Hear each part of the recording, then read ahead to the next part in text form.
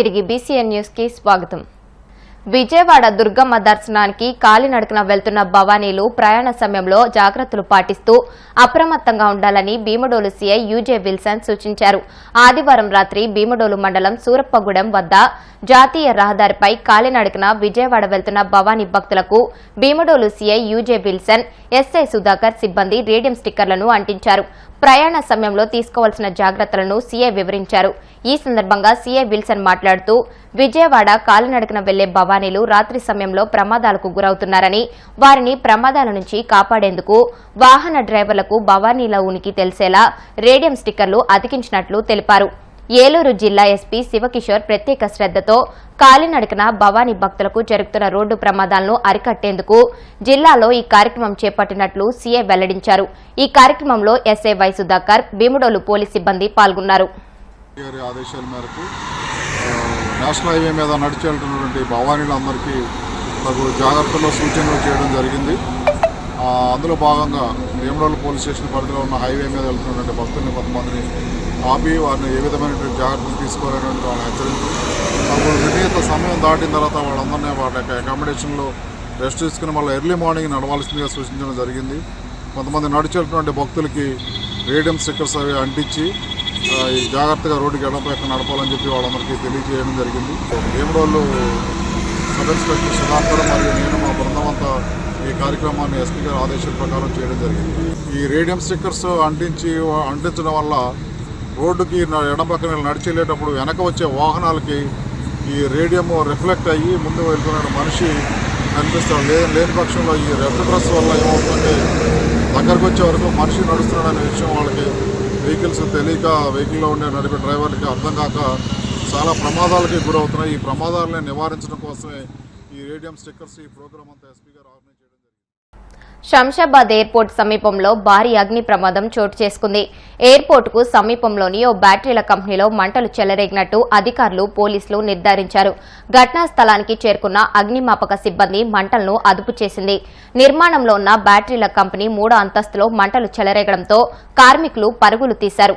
అయితే అగ్ని ప్రమాదానికి గల కారణాలు తెలియాల్సి ఉంది. వెల్డింగ్ పనుల కారణంగా మంటలు చెలరేగాయా లేక ఇతర కారణాలు ఏమైనా ఉన్నాయా అన్న కోణంలో పోలీసులు దర్యాప్తు చేపట్టారు. ఎలాంటి ప్రాణ నష్టం సంభవించకపోవడంతో పోలీసులు, కంపెనీ యాజమాన్యం ఊపిరి పీల్చుకుంది.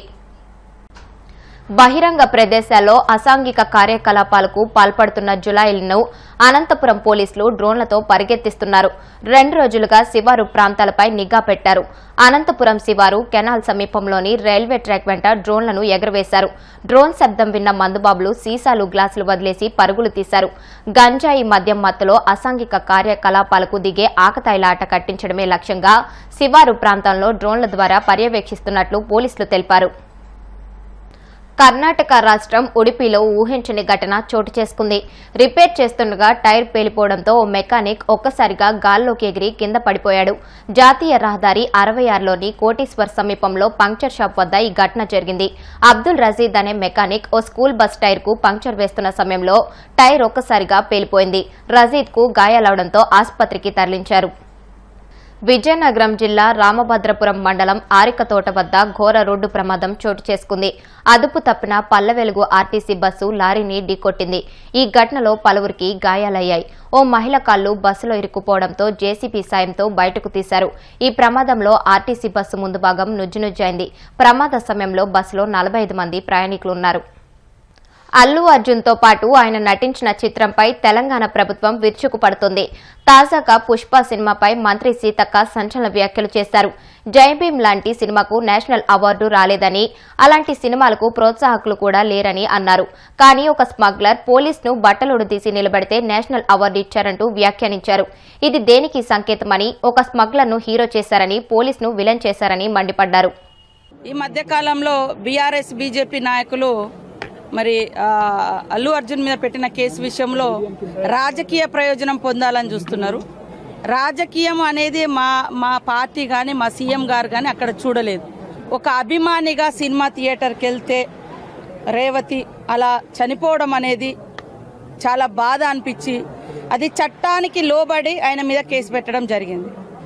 ఇవాళ హీరో కూడా ఎవరైతే నటుడు ఉన్నాడో, నటుడు ఆ నటుడు అమ్మాయి చనిపోయిన తర్వాత, మహిళ చనిపోయిన తర్వాత కనీసం కుటుంబాన్ని పరామర్శించకపోవడము, వాళ్లకు ఏదో సాయం చేస్తా అన్నది కూడా చేయకపోవడము, అవన్నీ పోను ఆయనను పోయి చాలామంది పరామర్శించారు. కానీ ఈ కుటుంబము అక్కడికి సినిమా థియేటర్ కాడికి పోవడము తప్పులాగా అయిపోయింది. కానీ నీ మీద అభిమానంతో వస్తే ఆ కుటుంబం అలా చనిపోతే మరి ఇట్లాంటివి జరుగుతూ ఉంటే ఒక నటుడికి అవకాశం ఇస్తే ఇంకోరు కూడా. కాబట్టి చట్టానికి కొన్ని పరిమితులు ఉన్నాయి, హక్కులు ఉన్నాయి, వాటికి లోబడి ఉండాలనేది చట్టం తన పని తను చేసుకుంటూ పోయింది. ఆ యొక్క నటుడి మీద అల్లు అర్జున్ మీద కాంగ్రెస్ పార్టీకి ద్వేషం లేదు, కాంగ్రెస్ సీఎం గారికి కోపం లేదు.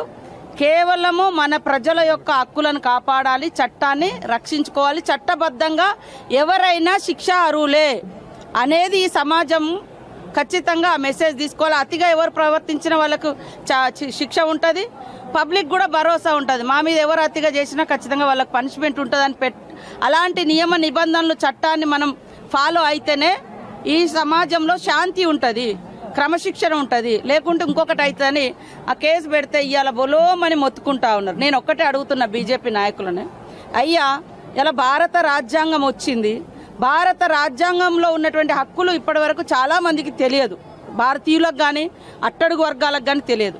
ఒక జై భీమ్ సినిమా అనేది ఒక గొప్ప మెసేజ్ ఇచ్చింది. నీకు ఊర్లో అన్యాయం పోలీస్ స్టేషన్లో జరగకుంటే నువ్వు కోర్టుకు పోవచ్చు, ఇక్కడ కోర్టులు కాకుంటే సుప్రీంకోర్టు దాకా పోవచ్చు అని ఒక నమ్మకాన్ని క్రియేట్ చేసినటువంటి సినిమాకు కనీసం గుర్తించలేదు, అవార్డు ఇవ్వలేదు. కానీ ఒక స్మగ్లింగ్ చేసే అటువంటి దాన్ని మాత్రం గొప్పగా మీరు నటులకు మాత్రం అవార్డులు ఇచ్చిర్రు. మరి రాజ్యాంగాన్ని మనం నమ్ముకుంటున్నాం, ఈరోజు రాజ్యాంగాన్ని మేము గౌరవిస్తున్నాం.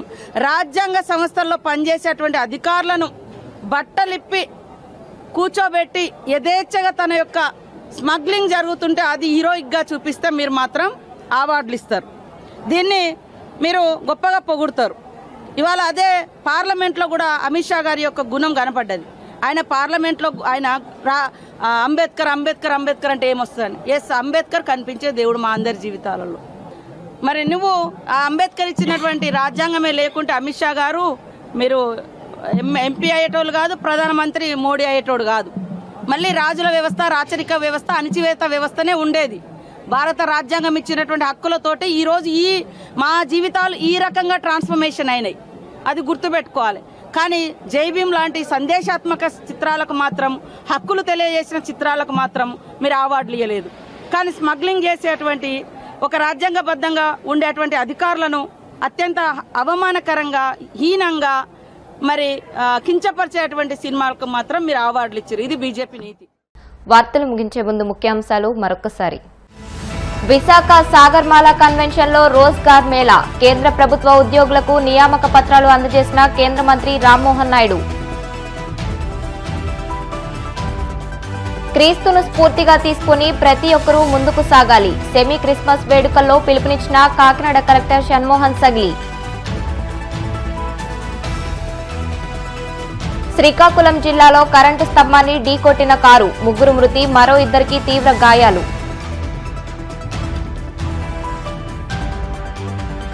అనంతపురం శివారు కెనాల్ సమీపంలో డ్రోన్ నిఘా, బహిరంగంగా మద్యం తాగుతున్న జులాయిలను పరుగులు పెట్టించిన పోలీసులు. ఈ వార్తలు ఇంతటితో సమాప్తం. మరిన్ని వార్తల కోసం BCN digital YouTube channel, Facebook page ని ఫాలో అవ్వండి. అప్డేటెడ్ వార్తల కోసం ప్లీజ్ సబ్స్క్రైబ్.